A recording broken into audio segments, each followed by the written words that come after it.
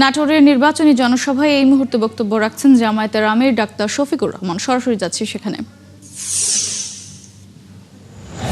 এটি দুনিয়ার নিয়ম, সেই নিয়মের অধীনেই আওয়ামী লীগকে বিদায় নিতে হয়েছে।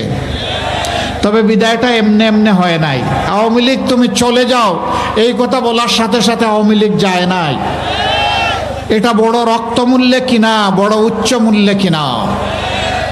24শে জুলাই বাংলাদেশের ইতিহাসে এক রক্তাক্ত কাহিনী।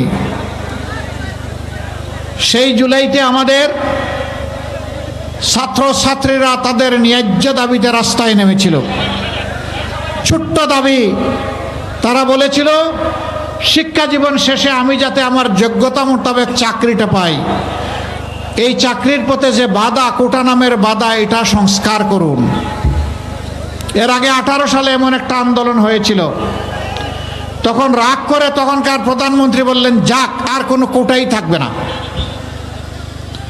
পরিপত্র জারি হলো, সেইভাবে 2-1-3টা নিয়োগ হলো বিসিএস সহ বিভিন্ন জায়গায়।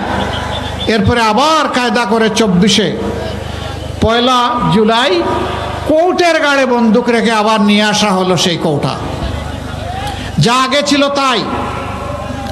তখনই ছাত্র সমাজ ফুঁসে উঠে। তারা চিন্তা করেছিলেন 15.5 বছর পিটিয়ে, ডান্ডা দিয়ে হাতুড়ি মারে আমি তো সব আন্দোলনই দমন করে দিয়েছি, এবারটাও দমন করে দেব। কিন্তু মাঝে মাঝে পচা শামুকেও কিন্তু পা কাটে। তারা ধারণা করে নাই এই আন্দোলন তাদের বিদায় ঘন্টা বাজিয়ে দেবে।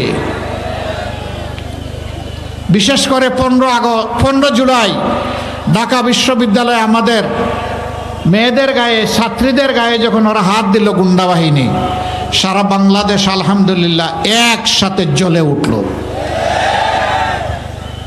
আন্দোলনের গতি এখান থেকেই শুরু। তারপরে উত্তরবঙ্গের বীর সন্তান, সিংহপুরুষ, বেগম রোকেয়া বিশ্ববিদ্যালয়ের কৃতি ছাত্র, মেধাবী ছাত্র আবু সাইদ রাস্তায় নেমে বলেছিল, হয় আমারে আমার অধিকার দে, না হয় একটা গুলি দে। এবং সে ডানা মেলে বলেছিল, ভাই এখানে রেখে দাও না, ওইখানে রাখছো। সে বলেছিল ডানা মেলে, বুকের ভিতরে তুমুল ঝড়, বুক পেতেছি গুলি কর। হ্যাঁ, গুলি হয়েছে, 1, 2, 3টা করে গুলি হয়েছে। যান, আপনারা যান, আমি ঠিক করব। 1, 2, 3টা করে গুলি হয়েছে। আলহামদুলিল্লাহ, মায়ের পেট থেকে জন্ম নিয়েছিল বীর হয়ে, কাপুরুষ হয়ে জন্ম নেয় নাই। যার কারণে 3টা গুলি বুকে নিয়েছে, একটাও পিঠে নেয় নাই। এই আবু সাইদ একদিনে 6 জন, রংপুর থেকে চট্টগ্রাম, একদিনে 6 জন আমাদের। নাটোরের নির্বাচনী জনসভায় বক্তব্য রাখছেন জামায়াতের আমির ডাক্তার শফিকুর রহমান। সরাসরি ছিলাম সেখানে।